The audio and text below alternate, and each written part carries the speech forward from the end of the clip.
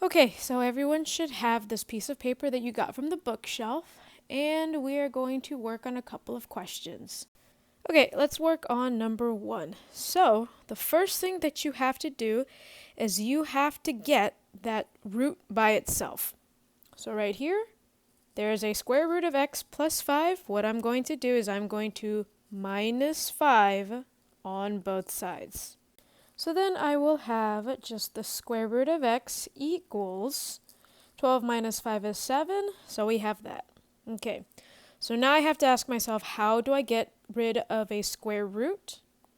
Well, in order to get rid of a square root, you're going to square both sides. So I have that.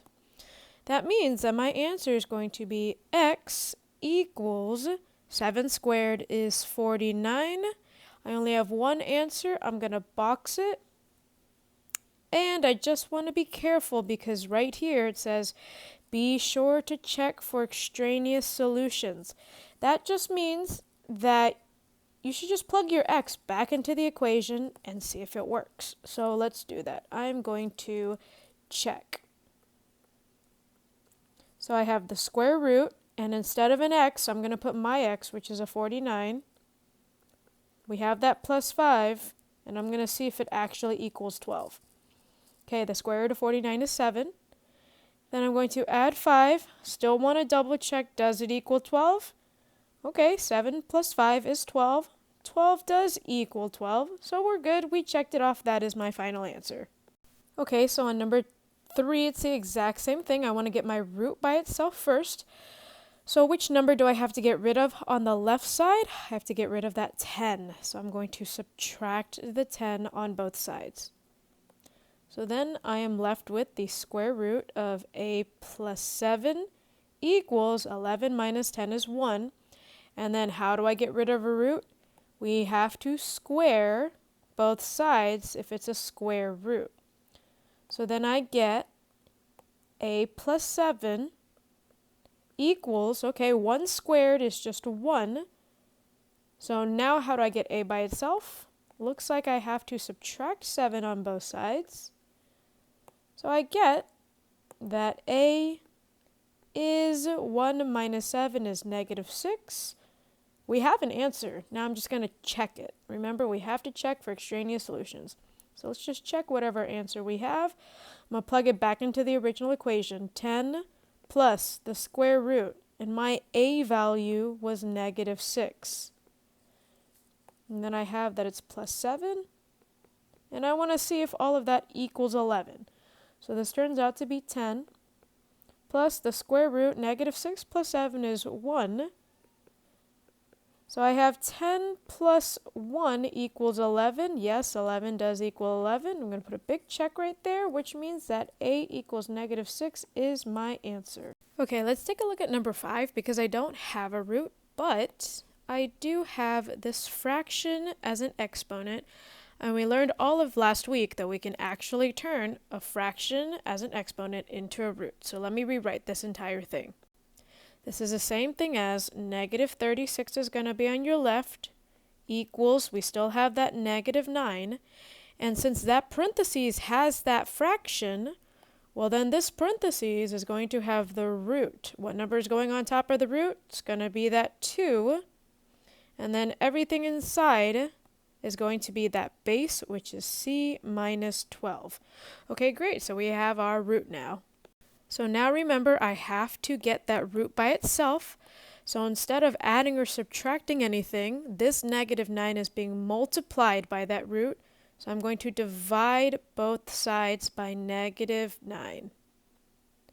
And then that means that on the left side, I will get a 4 equals, and then I have the square root of c minus 12. Okay, so then it's just like numbers 1 and 3. How do I get rid of a root? I'm going to square both sides, which means I will get 16 equals c minus 12. Okay, how do I get c by itself? I have to add 12, which means that my final answer is going to be 28 equals c. And then I'm just going to, again, quickly double check it. You can check it by putting it in the calculator. It should equal -6 if you just put this right side into the calculator. Okay, so now we are going to do number 7. So it looks like I have to add 9 to both sides. And when I add 9 to both sides, I am left with the 4th root of 8k plus 12.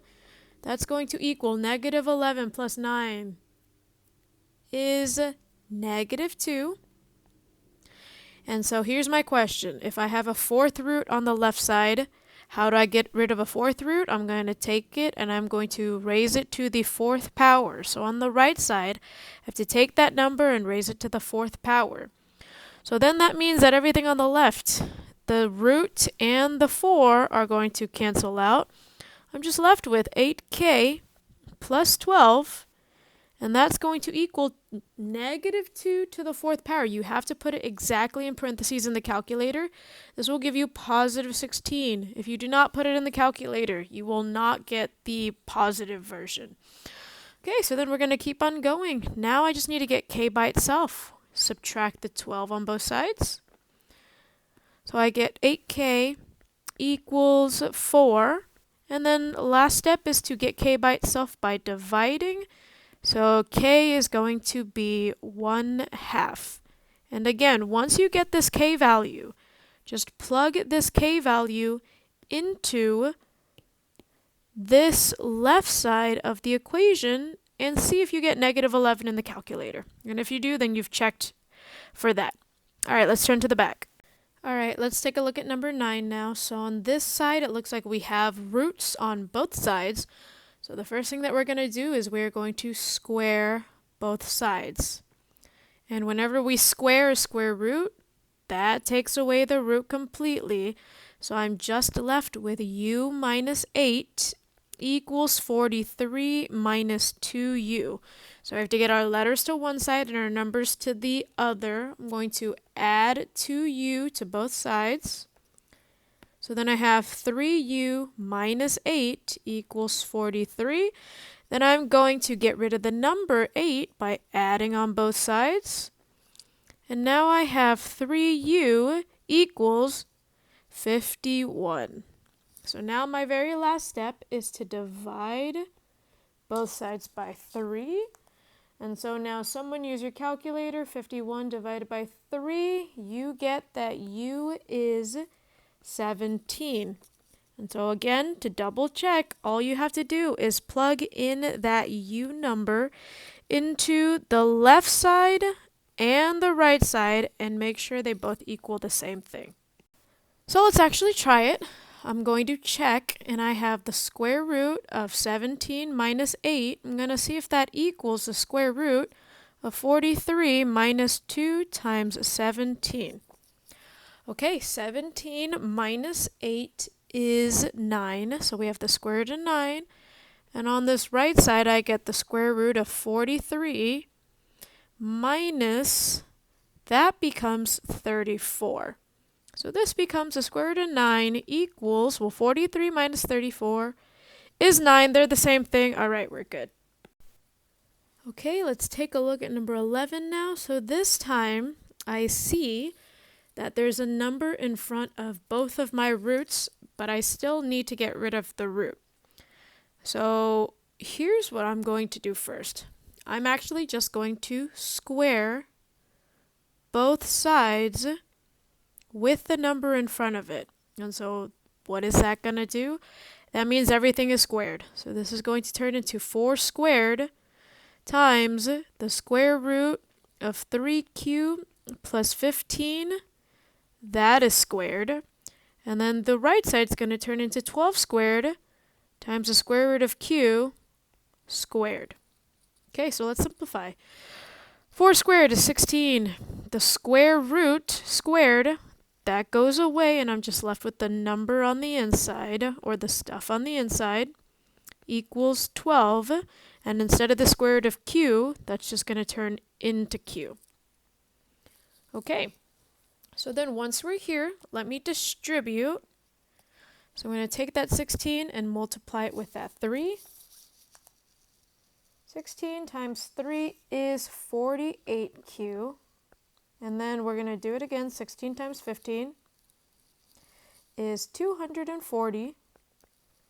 And then we have that this equals 12q. Okay, but I want my number on one side and my letters on the other side. So I'm going to subtract the 48q on both sides so I can get the q's together. So 12 minus 48 is negative 36q. That's going to equal 240. And so now my letters are on one side, my numbers are on the left. How do I get q by itself? We have to divide both sides by negative 36. So 240 divided by negative 36 as a fraction is going to be q equals 20 divided by 3, which should be the same thing as 6.66 repeating. So I'm going to box that as the answer. Okay, let's do number 13. So again, I see a square root. So I have to square both sides on number 13. Square that, square that. Then I am left with 8x equals x squared. Okay, I have to get x by itself. So let's move that 8x over to the other side.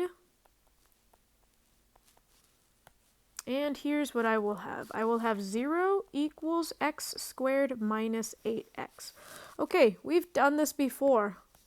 I have something set equal to 0. I need to factor this. So, on the right side, what do they both have in common that I can take out? I can take out an x, which means what's left over? An x and a minus 8. And now since everything is set equal to 0, I'm going to find my x's. So this x is by itself. It has to equal 0. This is an x minus 8, so I have a positive 8. And so now I have to double check. Do both of these actually work? So let's check. Let's check 0. So if I put into my calculator the square root of 8 times 0, does that actually equal 0? I'm putting this in the original calculator. Like, I'm putting the original equation into the calculator. So I get that the square root of 0 does equal 0. Okay, yeah, that's true. The square root of 0 equals 0. So I'm going to put a check right there. We're going to do it again on 8. So I'm going to check this one. The square root of 8 times 8, does that equal 8? The square root of 8 times 8, that's the same thing as the square root of 64. The square root of 64 is in fact 8. So 8 does equal 8. We're going to put a check by that too. So both of these work. You're going to box your answer. Okay, so the last one we are going to do is number 17. Take a look. My left side has a square root. My right side does not. I have to get y by itself, so I'm going to square both sides to at least get rid of the square root. So now I have 51 minus 5y, and on the right side I have y minus 11 squared. Okay, what is y minus 11 squared? You have to actually write that out so that we can FOIL it. So this is going to be y minus 11 times y minus 11. We have to do the arrows. So y times y is y squared. Then I have y times negative 11, so that's negative 11y. Then I have negative 11 times y is also negative 11y. Then I have negative 11 times negative 11, that's 121. So let's simplify this all on the right side. Y squared minus 22y plus 121 is going to equal 51 minus 5y. Okay, let's get all of our numbers to the right side. Okay, and in order to do that, I need to add 5y to both sides. I'm going to combine like terms, put it under this one. So, negative 22 plus 5 is negative 17. So now I have 51 equals y squared minus 17y plus 121. We have to subtract 51 on both sides. I'm going to combine it with the 121 because they're both numbers. Let's erase that. Needs to be minus 51. So now I have this equation. 0 equals y squared minus 17y. And 121 minus 51 is 70, so plus 70, and now we have to factor. Okay, so that means we need to make that table. There's a imaginary number 1 in the front, so I just need a table with 70 on top. I need two numbers that multiply to 70 and give me negative 17 when I add them. Okay, so let's do 10 and 7, but if I need negative 17, then I need negative 10 and negative 7. Since there is a 1 in front of our equation, I can use that shortcut. So my factors are going to be y minus 10, y minus 7, and now I'm going to set that all equal to 0, which means that my actual numbers are flipped. Y is going to equal positive 10 and positive 7. So again, there's two answers I have to check to make sure that both of them work. So let's try that first one, that 10. I'm going to have the square root of 51 minus 5 times 10. I'm putting this in the original equation. And I have to see that it equals 10 minus 11. So anytime I see a y, I'm replacing it with a 10. So let's do this left side. 51 minus 50 is 1, so I get the square root of 1 equals 10 minus 11.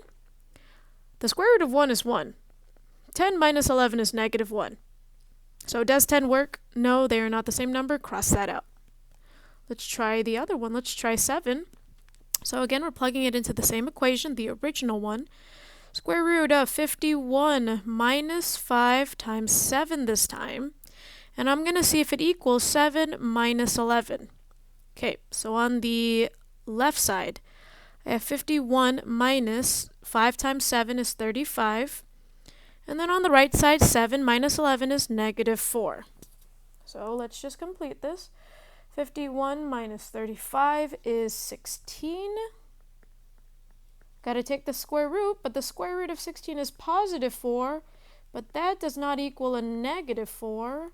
So they are not the same, which means that this 7 doesn't work out either. So I'm going to cross it off. Okay, so then if the two answers do not work, then number 17 has no solution. And we're going to box that since I double checked and both of them didn't work. Okay, so that's it for this video. Your homework, which is due tomorrow, are all the even numbers. So that is your homework. All the even numbers. This will be due at the beginning of class tomorrow, like always.